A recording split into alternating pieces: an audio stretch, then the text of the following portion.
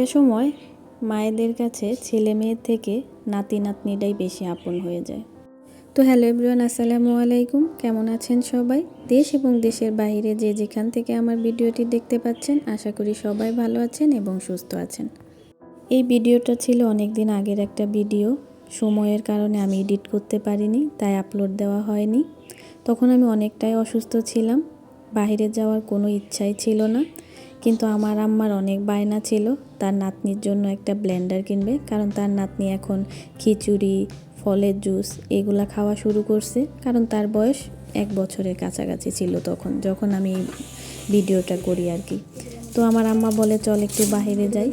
যদিও শরীর খারাপ ছিল, কিন্তু আম্মার কথা চিন্তা করে ভাবলাম কোনো দিন আমার কাছে কিচ্ছু বলে না, তো ভাবলাম আম্মাকে নিয়ে বের হয়ে যাই। তো আমরা বাসার থেকে বের হয়ে যাই ব্লেন্ডার কেনার উদ্দেশ্যে। আমি বাসার থেকেই বলেই বের হয়েছি যে মানে কি ব্লেন্ডার কিনবা। ও আম্মা বলতেছে যে তুই যেটা কিনবি আমি ওইটাই নিব। তো আমি আম্মাকে বলে যাচ্ছে ঠিক আছে, আমি মিয়াকো ব্র্যান্ডের ওই ব্লেন্ডারগুলাই নিব।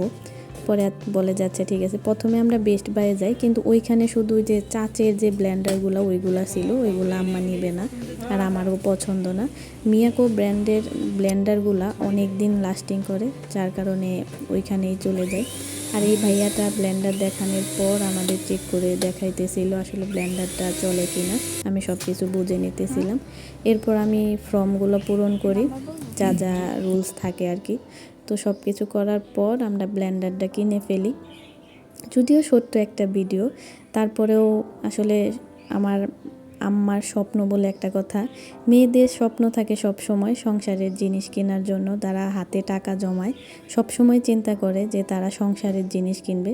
এই ক্ষেত্রে আমার আম্মাও কোনো দিক থেকে আলাদা না। সে সব সময় মানে সংসারের জিনিস বা বাচ্চা কাচ্চাদের জিনিস এগুলাই পূরণ করে আশাগুলা।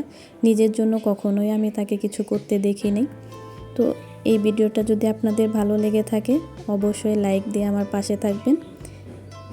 আজকের মতো এই পর্যন্তই। আল্লাহ হাফেজ।